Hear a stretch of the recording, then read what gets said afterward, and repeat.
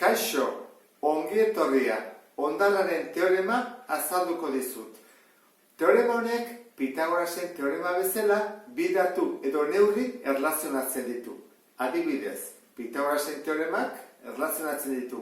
Batetik katetoak eta bestetik hipotenusa. Hemen erlazionatzen diren bi datu horiek dira. Batetik zenbakizko balioa eta bestetik zatiketaren hondarra. Hasiera batean badirudi antzekotasun handirik ez duela, ez? Baina erlazionaturik daude. Baldintza batekin, zatiketak izan behar du eraontakoa. Polinomioa zati isak ken zenbaki bat. Beraz, zatitzailea izan behar da lehenengo mailakoa eta koefizienteak bat. Irakurri dezagun orduan bere definizioa. P isa polinomioaren zenbakizko balioa. Isa berdin A denean, beraz, esaten ari gera kalkulatzeko balio zenbakizkoa A denean, atatzen da zenbaki bat, ezta? Zein da zenbaki hori? P isa zati isaken A zatiketaren hondarraren berdina. Horra atako zegu hondarraren berdina. Hori da hondarraren teorema. Lehenengo, egingo duena izango da, demostratu zergatik gertatzen den hori, eta gero adibide konkretu bat ikusiko dugu. Zatiketak nola egiten dira? Bani baldin badut zatiketa bat, ezta? Egiteko, P isa, zati. Zerekin, zatitu behar dugu, honekin, ezta? Isaken akin. Zer hartako zaigu? Zatidura. Jarri dezakegu, Q erreduguna. Jarriko diot, Z adibidez. Eta atako zego betere hondarra. Nola berdintzen dira hauek? Badakizu, ezta? Egiten badut, bi hauek bidertzen baditut, zatitzailea eta zatidura, eta hondarra batu, ateratzen da, zatik izuna. Gogoratu zaitez, nik bali badut, 11, zatiru, egiten da, 3 bider 3, bederatzi, 11 bi. Nola egiten da? 11, 3 bider 3, gehi bi. Hori da ingo dudana, ingo dut. P isa zer da? Zatitzailea. Bider, zatidura, gehi hondarra. Baina, zer gertatzen da? Isak zenbat balio du? Esan dugu, A balio duela, ezta? Ordan ordezkatuko dut. Isa arengatik, zenbaki konkretu batengatik.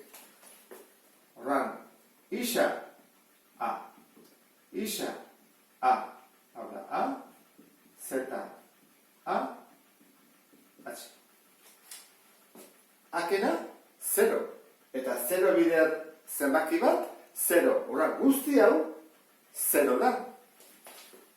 P. A. Baina zenbakizua bati, hondarra.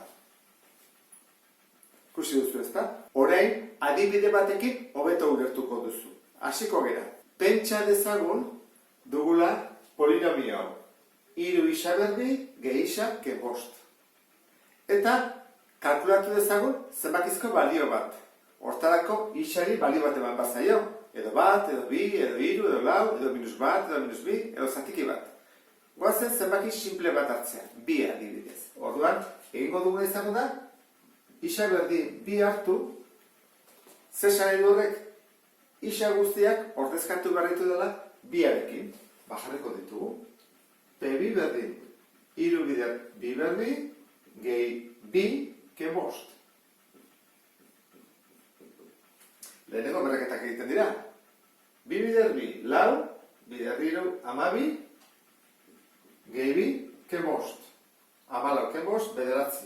Orduan, zenbakizko balioa isak bi balio duenean, bederatzi da.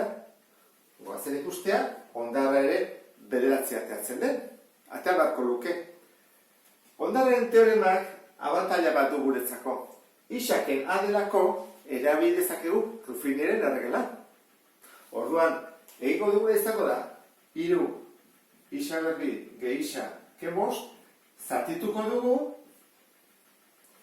isa eta haren aurkakoarekin. Isa bi baldin bada, hemen jarri behar dugu bere aurkakoa. Minus bi. Ruffiniren erregelan zer egin barra lehenengo? Gaien koefizienteak atera. Orduan, bigarren mailakoa da 3, lehenengo mailakoa da 1, eta gai askea da -5. Eta zatitu behar dugu, zatitzailearen aurkako zenbakiarekin. Horren, hemen jartzen badu -2, hemen jartzen dut 2. Aztek edan, 3 festen dut. 2 bidar 3, 6. Batu egiten da, 7. 2 bidar 7, 14. 14 ke 5, 9. Ondarra, 9 da. Bietan 9 eman. Hemen, kontuatu behar duguna gauza bat da. Ordezkatzen duguna, adibidez hemen 2 hau, hemen jartzen da 2 baita ere. Hemen aurkakoa jartzen da.